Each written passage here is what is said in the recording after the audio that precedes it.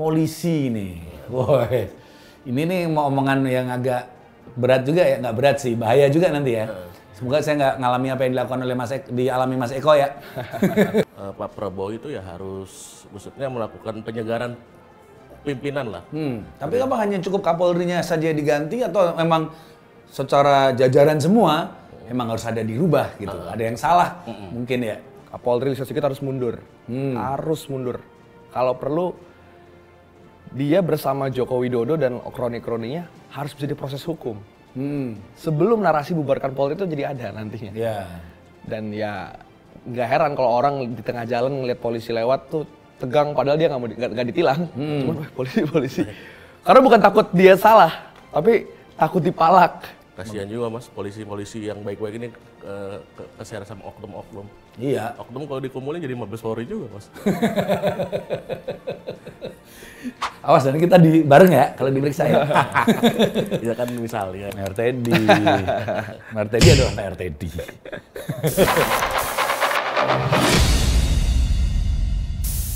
Ya, baru saja kita dikejutkan dengan tiba-tiba Presiden Prabowo Subianto pada beberapa hari lalu pada hari ulang tahun Golkar itu mengatakan bahwa kemungkinan pilkada itu akan dipilih melalui DPRD. Betul. Itu langsung seperti dulunya kan kita kayak menganggap itu hanya kira-kira ya, jangan-jangan ya, atau mungkin ini akan kemarin ini pileg atau pilpres atau pilkada ini adalah pilkada langsung terakhir nih gitu. Dan itu kayak menghantam lagi cita-cita reformasi yang diperjuangkan begitu berdarah-darah kemudian kayak BAM gitu. Menurut kalian nih sebagai anak-anak muda yang kayaknya melek dan peduli terhadap politik, gimana? Ke Firdian dulu. Oke Mas, sebelumnya saya pakai Cukin nih Mas. Iya, apa itu? Cukin ini kemarin jadi perjuangan selama 2 bulan. Ya. Memenangkan Mas Pram dan juga Bang Dul. Ya. Yang awalnya dianggap sebelah mata lah. Survei cuma belasan persen segala macam. Tapi ternyata kami waktu itu sama orang-orang muda Jakarta mengusung gagasan, mengusung ide, mengusung narasi, dan akhirnya kita bisa menang melawan 15 partai, presiden, mantan presiden.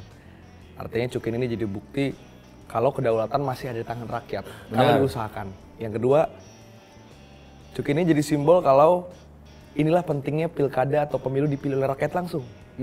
Karena kalau kemarin pilkada dipilih oleh DPRD, udah pasti yang menang adalah pasangan yang lain. Karena dengan suara yang begitu banyak di DPRD kan, ada pemufakatan jahat oleh elit kesannya. Jadi ya statement Mas Prabowo itu, Pak Prabowo Presiden ke-8 bagi saya sangat mengecewakan. Saya usia 24 tahun Mas. Tentu saja saya tidak mengalami reformasi 98, saya belum lahir, saya usia lahir tahun 2000. Tapi saya tahu betul apa maksud dibalik pemilihan langsung dipilih oleh rakyat. Ada kandidasi buying saat masa Orde Baru, gubernur, wali kota yang tidak senada dengan semangatnya publik, dan ada partisipasi yang tidak dilibatkan. Politik itu kesana hanya milik elit. Jadi Pak Prabowo ini seakan-akan, Mas, kita tuh punya bercandaan di Gen Z ini adalah, bro kemarin pemilu nih, pas pemilu Mas. Nyoblos bro, jangan lupa. Ini bisa jadi pemilu terakhir nih, ternyata nyaris menuju kenyataan nih. Bisa jadi ya? Bisa jadi kenyataan. Jadi ini kemunduran sih kalau misalnya memang wacana ini terus digulirkan, kemunduran, dan ini pemufakatan jahat dan harus kita tolak. Itu sebagai pembuka. Nah, kalau Mas Entis sendiri sebagai tokoh muda NU ya, ini NU yang bukan tambang kan ya? Bukan ya? NU merah. NU merah. Nah ini melihat hal seperti ini kan salah satu cita-cita Gus Dur juga ketika reformasi tentang pilkada ataupun pilihan presiden langsung dan ya pemilu langsung lah. Kemudian ada seperti ini gimana Mas Entis? Menurut saya pilkada ini kan amanat reformasi yang harus dijalankan pada pemerintah hari ini ya. Tapi ketika kita mendengar bahwa kepala daerah akan kembali dipilih oleh DPRD, itu kita bagaikan kena petir di siang bolong, Mas. Ya kaget kan ketika masyarakat hari ini sudah mengalami semuanya dirampas. Misalnya tanah adat dirampas, PPN juga mau naik, tiba-tiba hak satu-satunya hak yang paling mewah, hak berdemokrasi, hak untuk memilih itu juga dicabut. Wah, itu kan kena penalti dan kartu merah ya. Iya, kena kartu merah kan akhirnya kan memancing kemarahan masyarakat. Iya. Kalau misalnya ini terus digulirkan benar-benar, dan menurut saya janganlah. Ya maksudnya mengkritisi bahwa Pak Prabowo bahwa pemilu ini akan dipilih oleh DPRD dengan alasan biaya yang sangat mahal. Ya. Ya, justru kan geng-geng yang mereka ini yang bikin mahal kan. Membeli partai, bansos, Ya. macam. Harusnya yang diperbaiki ya sistem pemilunya. Kualitasnya. Kualitasnya. Kalau misalnya ada masalah kan kita jangan bakar, misalnya kalau ada tikus kan jangan bakar lumbung padinya. Ya. Ini Cari kalau yang tikus ya dibakar kan? lumbung padinya, harusnya ya dibersihin lah lumbung padi supaya nggak ada tikus, dikasih apa pewangi-pewangi atau gimana kan. Kok ini malah membakar lumbung padinya? Ya. Tapi Indonesia emang seperti itu kan. Oh gitu. Kayak misalnya, wah supporter bola nih ribut mulu gitu kan. Nggak usah away gitu. Tanpa penonton gitu. Emang nggak mau kerja aja. Iya, maksudnya Jadi kita gampang mas. Iya. ya tugas pemerintah kan memperbaiki sistem. Iya.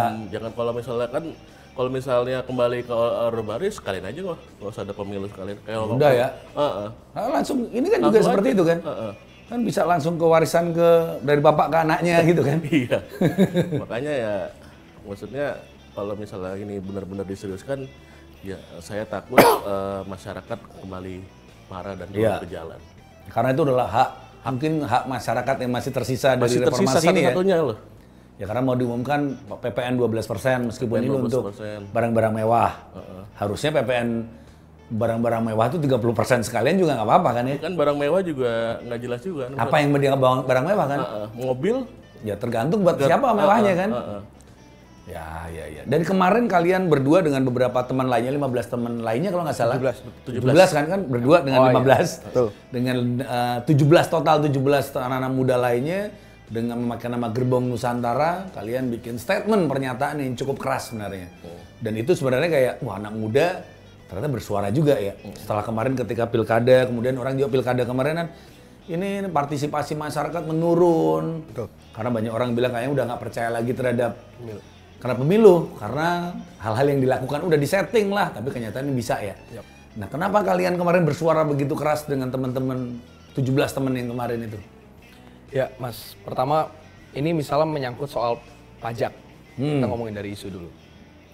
Isu PPN 12% itu lebih dari ini soal 1% PPN nambah, terus kan cuma nambah pengeluaran berapa ribu dalam per bulan. Ini lebih daripada soal kalkulasi ekonomi. Benar.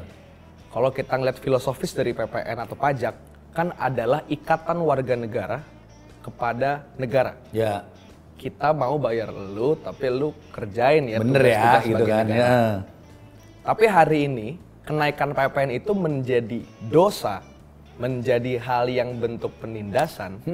Karena satu warga negara nggak merasa negara menjalankan kontrak itu. Benar. Dia tidak melaksanakan pelayanan publik secara optimal, dia tidak melindungi rakyatnya secara keseluruhan, dia mengakali pemilu dan lain sebagainya. Ya. Jadi isu PPN bagi kita itu adalah harusnya jadi isu perjuangan kelas, kesadaran kelas, terutama untuk kelas menengah. Yang dianggap paling apatis sebenarnya kemarin ya. Paling apolitis, tapi aksi besar kayak peringatan darurat Ya. yang MK itu mas, jadi contoh. Hanya dalam hitungan 1 hari, orang-orang turun, mahasiswa, pelajar, buruh, barista, konten kreator, agensi. Semuanya lah, komedian semuanya kan. Komedian, influencer, dan lain sebagainya. Jadi, ada kesadaran dari kami, orang-orang muda, bahwa pesta demokrasi itu bukan cuma soal nyoblos. Ya, bukan soal pemilu aja kan ya. Betul, pesta demokrasi ya soal merayakan kebebasan berpendapat. Betul. Merayakan mengawal kebijakan. Nah, kami nih 17 orang ini, dan sebetulnya masih ada lagi banyak orang muda di luar sana, punya keresahan soal ini pemilu, partisipasi menurun. Bagi kami tidak lain tidak bukan karena elitnya mengkondisikan itu. Ya. Ada pemufakatan dari elit, pemufakatan jahat untuk membuat pemilunya ini cepat selesai dan yang menang pilihannya rezim, bukan pilihannya publik rakyat. Gitu. Dan ini membuat kita anak-anak muda, orang-orang muda jadi, wah ini partisipasi turun gini, beres pemilu kita nggak boleh diem. Karena kalau diem, lama-lama nih negara akan semakin sewenang-wenang dengan kekuatannya, abuse of power. Makanya kemarin kita bawa 3 isu besar, Mas. Satu adalah soal menolak PPN 12%, kedua adalah soal reformasi Polri atau Partai Coklat, ketiga adalah soal menolak pilkada dipilih oleh DPRD. Oh, jadi ada 3 isu yang kemarin Jadi kita baru ngomongin di depan nih masalah tentang pilkada aja ya. Ya karena kalau kita ngomongin dulu aja, kalau kami nih, jargon kami, saya kan 98 udah demo, kamu belum lahir ya? Belum lahir tuh, Mas. Saya masih kuliah awal itu. Saya TK. Apa? udah lebih tua dikit ya? Jangan-jangan waktu ibu kamu Midodare ini saya datang. Bisa jadi. Waktu itu ada celetukan lah orang, bahwa kita itu milih anggota DPR, itu milih kucing dalam karung.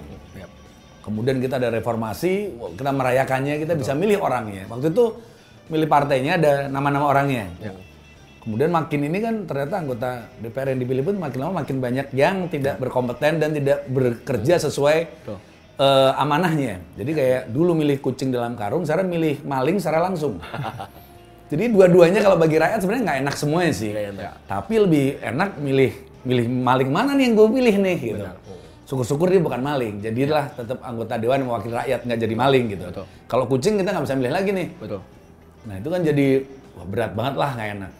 Pilkada, kemudian tadi PPN pasti itu akan menekan kelas menengah terutama. Polisi nih, woi, ini nih mau omongan yang agak berat juga ya, nggak berat sih, bahaya juga nanti ya. Semoga saya nggak ngalami apa yang dilakukan oleh dialami Mas Eko ya. Tapi kenyataannya ya, polisi ini kemudian cawe-cawe lagi kan. Tapi meskipun ada juga, kita ngomongin semangat reformasi. Dulu kan emang polisi kemudian supaya lebih independen, tidak digunakan oleh kekuasaan, harus lepas dari TNI. Lepas TNI, tapi kemudian makin lebih berkuasa lagi. Nah kalau dari kalian sendiri menghadapi, lebih bagusnya polisi ini bagaimana sih peran seharusnya di negara demokrasi Indonesia di zaman yang sekarang? Pasti tiap zaman berbeda. Kalau menurut Mas Entis, polisi itu sebaiknya di bawah TNI atau berdiri sendiri atau emang tetap seperti sekarang tapi perlu direformasi, perlu dirubah lah, dievaluasi? Kalau menurut saya apapun posisinya, mau di bawah polisi, mau di bawah Kemendagri, di bawah Kementerian Pertahanan ataupun di bawah Presiden secara langsung, itu balik lagi ke aparatnya sendiri. Apakah bisa membawa betul-betul semangat reformasi? Tergantung dari pucuk pimpinannya. Kalau pucuk pimpinannya salah, berarti kan ke bawahnya juga salah. Makanya kita lihat dari deklarasi kemarin di Gerbong Nusantara itu, kita lihat bahwa hari ini ada yang salah dari pucuk pimpinan Polri itu. Berarti Kapolri yang sekarang? Kapolri. Ya kalau misalnya menurut kami ya, bahwa Pak Prabowo itu ya harus maksudnya melakukan penyegaran pimpinan lah. Tapi apa hanya cukup Kapolrinya saja diganti atau memang secara jajaran semua memang harus ada dirubah gitu? Ada yang salah mungkin ya? Ya kalau pucuknya diganti kan otomatis kan di bawahnya juga akan melakukan refleksi bersama. Oh ya karena komando mereka ya? Komando. Dan juga kalau misalnya masih seperti ini terus ya, sembari melakukan penyegaran di bawah, supaya polisi tidak ada yang mengawasi lah, tidak semena-mena karena dia langsung koordinasi sama presiden, dia seenaknya. Makanya ya kayak TNI itu kan di bawah Kemenhan kan, polisi ya cocok juga di bawah Kemendagri. Oh berarti di bawah satu yang mengawasi kepolisian ini ya? Kalau di bawah Kemendagri jadi kayak hansip ya nanti ya? Ya, tugasnya mengayomi masyarakat aja. Harusnya kan? Harusnya. Melindungi, mengayomi siapa kan jadi? Ini kadang-kadang polisi juga jadi dinas sosial. Bisa, harus ya mungkin seperti itu kan melakukan dinas. Karena polisi bunuh polisi sudah. Polisi bunuh anak sekolahan sudah. Polisi bunuh supporter banyak. Polisi bunuh ibunya ada. Polisi bunuh demokrasi terjadi juga. Jadi sebenarnya sampai kemarin sama bercanda dengan teman saya. Sebenarnya itu gunanya polisi apa sih buat kita ya gitu. Saya sempat bingung kan. Karena kita ada kehilangan barang, lapor, barangnya nggak ketemu, malah harus bayar ya. Malah bayar. Iya, saya termasuk juga kan. Pernah juga. Kehilangan motor. Lapor polisi sampai sekarang udah setahun. Nggak ada motor malah biaya untuk itu bisa untuk DP motor Mas ya. Jadi memang perlu reformasi juga, nggak cuma di masyarakat, berarti di kepolisian juga harus ada ya. Meskipun nggak semua polisi juga buruk Ya, loh. masih ada polisi-polisi yang baik kan. Ya, meskipun Gus Dur pernah bilang polisi yang baik itu cuma Pak Ugeng sama polisi tidur. Tapi saya yakin sebenarnya masih banyak polisi-polisi lain yang baik juga. Yang kemudian ketutup oleh polisi-polisi yang menggunakan kekuasaannya, bukan. Kasihan juga Mas, polisi-polisi yang baik-baik ini keseret sama oknum-oknum. Iya. Oknum kalau dikumpulin jadi Mabes Polri juga Mas. Awas dan kita bareng ya kalau diperiksa ya. Ya kan misalnya. Ya kita untuk kebaikan kan. Kebaikan. Karena kita sebenarnya seperti ini kita mencintai polisi sebagai pengayom masyarakat. Karena bagaimanapun juga kita sebagai rakyat kan polisi digaji oleh rakyat kan. Betul, pajak. Ya emang susah. Saya bikin event misalnya Mas. Bikin event itu selalu ada izin kepolisian. Dan itu nggak ada tertulis. Iya, betul. Bayarnya berapa, bayarnya ini. Saya Pak minta invoice. Tidak kenal namanya invoice mereka. Di transfer itu gimana? Cash gitu. Dan itu nggak usah ditutupi di seluruh Indonesia ada. Betul. Sebenarnya sih kalau dibikin aturannya kan jelas bagus kan ya. Jadi polisi oke, kalau bikin event skala penonton sekian, biayanya sekian, ya resmi aja. Kayak bikin SIM kan ada resmi tuh. Di SKCK SKCK itu nggak ada tulisannya juga ya? kita disuruh berkelakuan baik tapi oknum-oknumnya juga malah naik jabatan kan. Iya, yang nggak berkelakuan baik naik jabatan, kok nggak berkelakuan baik nggak naik-naik ya.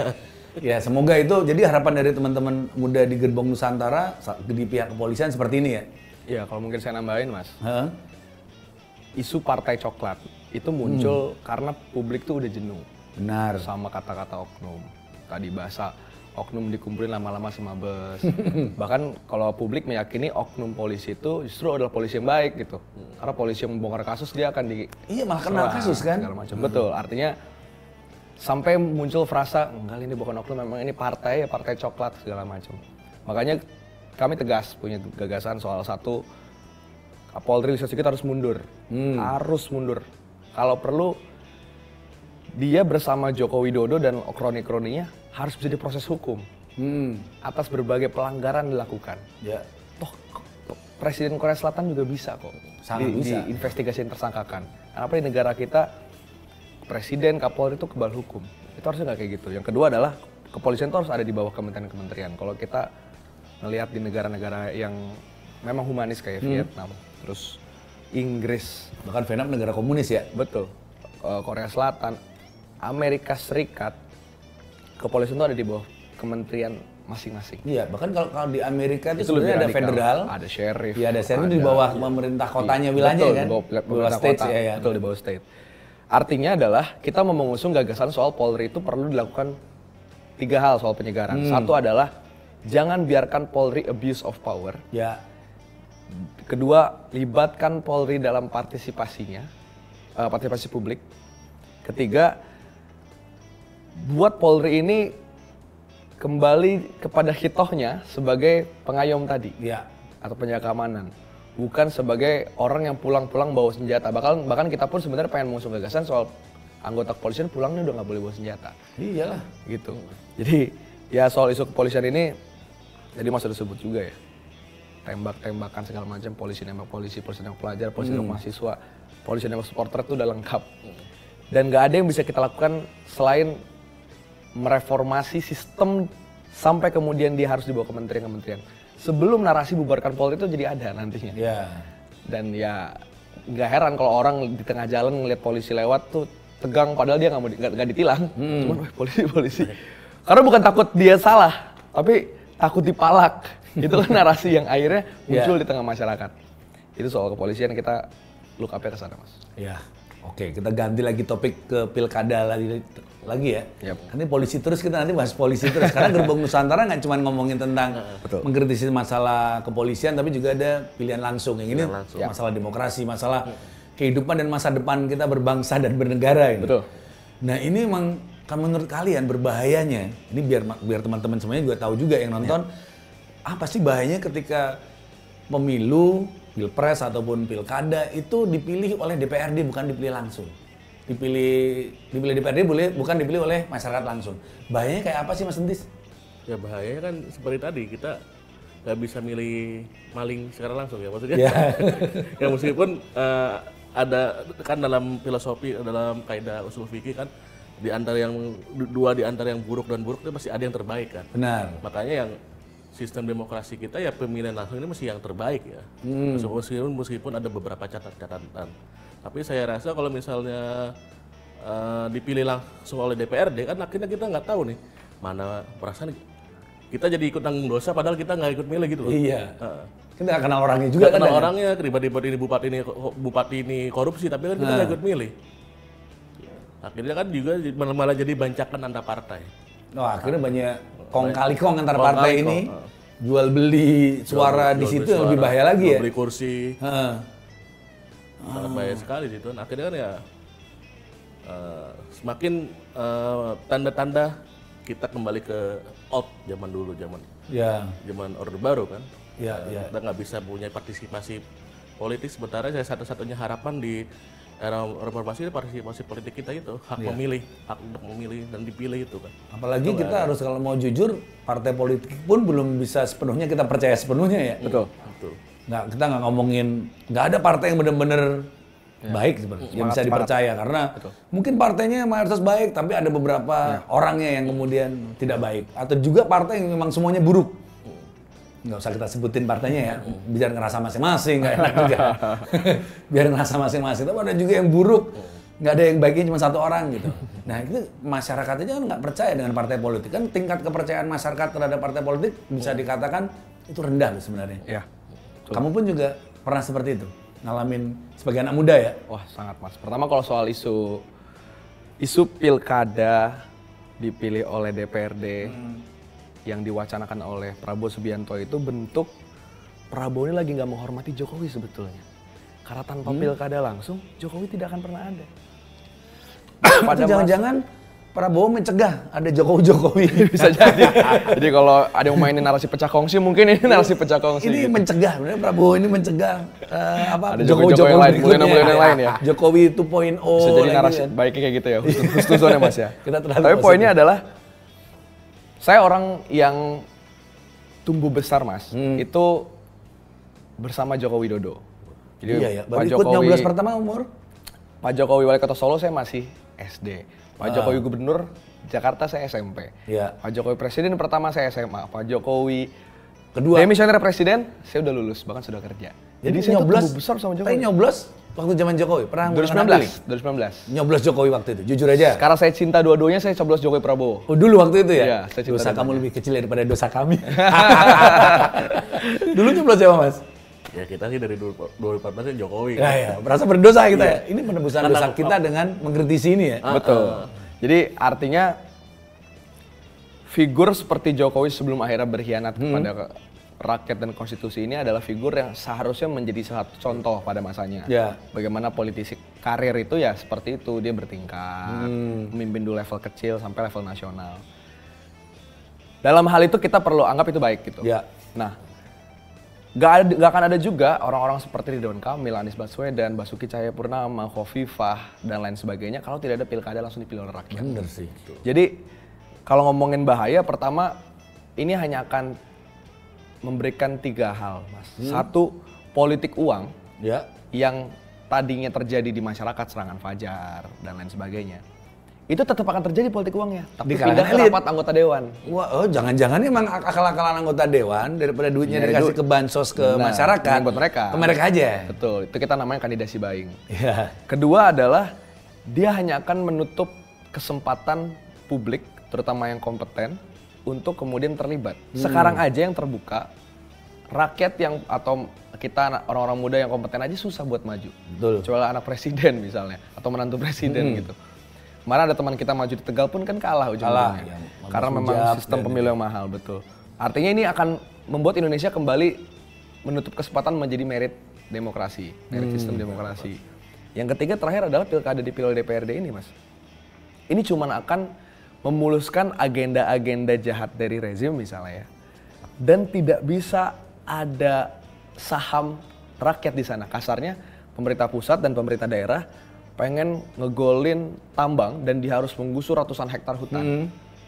Dan rakyat ketika protes, mereka tinggal bilang, loh kan Anda nggak milih, jangan belaga punya jasa dalam pemilihan ini gitu. Ini kan repot sekali mas. Jadi tentu ini harus ditolak. Kalau mau kemudian dievaluasi, harus. Ya. Pemilu harus dievaluasi. Misal contoh biaya, Mas. Kalau Pak Prabowo sekarang ngomongin soal biaya politik tinggi gara-gara pilkada langsung, gak ngaca berarti, Mas. Emang Pak Prabowo ini gak suka ngaca, pas di mata Najwa kan juga dia gak takut ngaca tuh. Kabinet dia super gemuk, APBN-nya tinggi. Ya. Dia bikin utusan khusus presiden yang sebenarnya nggak guna. Fasilitas setara menteri. Kemudian kemarin ada satu bos Sembilan Naga yang mengatakan dia nge-invest ke IKN juga cuma buat nyelamatin wajah Jokowi. Ya. KPU pakai pesawat jet, beli apartemen. DPR punya uang pensiun seumur hidup. Itu baru pemborosan dana. Sebenarnya itu. Sebenarnya di situ, Iya. bukan pilkada langsung dipilih rakyat. Kenapa ketika untuk rakyat dianggap boros, Nah. tapi kemudian digunakan oleh mereka bukan dianggap sebagai pemborosan kan? Jadinya hipokrit sih, Mas, Iya. kalau kita lihat. Saya masih ingat ketika saya kadang ngalamin zaman Orde Baru ya, itu ketika pilihannya emang bukan pilihan langsung, Ya. itu yang jadi pejabat-pejabat, jadi gubernur, wali kota, bupati itu banyak kan purnawirawan. Oke. Karena ditunjuk kan, banyak kan penunjukan dulu dari antar partai ini kan. Betul. Yang ditunjuk biasanya pernah menjabat sebagai Kapolres di daerah itu, yang orang pasti udah tahu, dia pasti lebih punya pengalaman juga. Jadi kebanyakan waktu itu purnawirawan. Ya. Jadi bukan berarti saya Cara akademisi menyerang juga mereka ya, tapi kenyataannya seperti itu. Apakah ini kan banyak orang khawatir juga, kan Prabowo sebagai militer, jangan-jangan bakal cara militeristik akan dipakai lagi nih gitu. Ya, Mayor Teddy dipilih jadi Setkap aja kan tanpa dia harus mundur dari TNI. Iya. Jadi satu bukti duit fungsi TNI kembali. Ya karena kan Mayor Teddy, Mayor Teddy, Mayor Teddy adalah Mayor Teddy. Ataupun juga Menlu yang bukan dari seorang diplomat, Yes. tiba-tiba dari kesana dengan bahasa Inggris yang katanya bisa menguasai 59 bahasa. Tapi ternyata ini maksudnya 59 bahasa itu bahasa kucing, itu juga termasuk. bahasa kalbu. Bahasa kalbu. Nah dengan keadaan yang Indonesia ketika kemarin peringatan darurat dibilang Indonesia tidak baik-baik saja dan makin kesini juga mungkin semakin tidak baik-baik saja. Nah kalian nih sebagai anak muda yang kebetulan di Gerbong Nusantara, apakah makin kritis lagi nih harusnya? Semakin kita. Apa yang rencana akan kalian lakukan untuk mengamplifikasi lagi supaya anak muda yang kemudian dianggap sebagai dicap kemarin apolitis, apatis atau Gen Z yang kemudian sukanya yang joget gemoy-gemoy doang, joget-joget nggak paham politik, ini untuk tersadar dan menyuarakan, mengkritisi pemerintah? Ya kayak Mas Firdiawan kita lihat di platform TikToknya itu udah seri FYP ya, itu membangkitkan semangat anak muda untuk mengkritisi pemerintah. Tadinya TikTok sebagai sarana ya untuk apolitik, semakin sebanyak kehadiran Firdiawan semakin politik banget lah. Ya. Untuk masyarakat semakin melek ya. Ya, anak muda ini ya, Anak muda. karena memang anak muda itu kadang kan kita sudah takut males dulu dengan politik ya. Politik yang jahat gitu. Ya. Sebenarnya bukan politiknya yang jahat, tapi orang-orangnya ya. Betul. Politiknya mau baik-baik aja kan. Pisau pun juga itu baik aja kalau digunakan dengan hal baik. Digunakan hal buruk ya akan buruk. Gitu. Ya. Nah sebenarnya apa yang kalian akan ajak ke anak muda supaya peduli terhadap politik dan peduli terhadap bangsa dan kehidupan berdemokrasi di Indonesia? Ya, sebetulnya Gerbong Nusantara itu satu hal. Dia hanya bagian kecil dari rakyat dan publik luas yang hari ini punya kemarahan lebih daripada kemarahan politik, lebih daripada kemarahan terhadap aduh pilihan gua nggak menang, tapi tentang haknya yang sedang ditindas, diganggu, dirampas. Soal pajak tadi misalnya, soal keamanan parcok tadi misalnya, pendidikan UKT semakin mahal misalnya, represivitas digital, keamanan digital makin ambiar misalnya dan lain sebagainya. Jadi ke depan Gerbong Nusantara ini satu dia hanya akan jadi pintu dan kedua dia akan jadi kolaborator, ketiga dia akan jadi jembatan. Jembatan tuh tidak pernah lebih besar dibanding pulau, Mas, tapi tanpa jembatan pulau tuh gak akan terkonek. Betul. Kecuali naik kapal ya. Betul. Dan Tol laut. kita mau orang-orang muda di dalamnya, baik itu ntar gabungan dengan teman-teman lain atau seperti apa. Prinsipnya adalah kita mau ini, lo boleh apapun, tapi kita satu kesadaran sama, kita ntar hidup di masa depan. Ya. Ini orang-orang yang lagi duduk di pemerintahan ini udah mati, bos. Kita nih yang akan nikmatin Kapan ya mereka udara buruk. dipercepat gitu ya? Ampun. Maksudnya yang sudah Oh iya, sakit, benar, kan, Mas, mungkin benar, Mas. kalau nggak sehat istirahat lah, pensiun kan. Betul. Ngomong cucu kan katanya kan. Bener. Dan kita mikirnya, kalau misalnya ada orang bilang, ini yang Gerbong Nusantara gerakan politis nih. Loh, kita memang akan politis. Ya, betul. Kita ini sudah terlalu lama didikte Orde Baru bahwa masyarakat tidak boleh berpolitik. Kita kan yang akan berpolitik. Politik itu adalah etika untuk melayani harusnya. Politik ini adalah harusnya menempatkan orang yang tepat pada kekuasaan harusnya. Politik ini adalah alat menciptakan kesejahteraan harusnya. Jadi kita memang akan jadi gerakan politik, tapi politik ide, politik gagasan, politik kesadaran, dan politik keadilan gitu.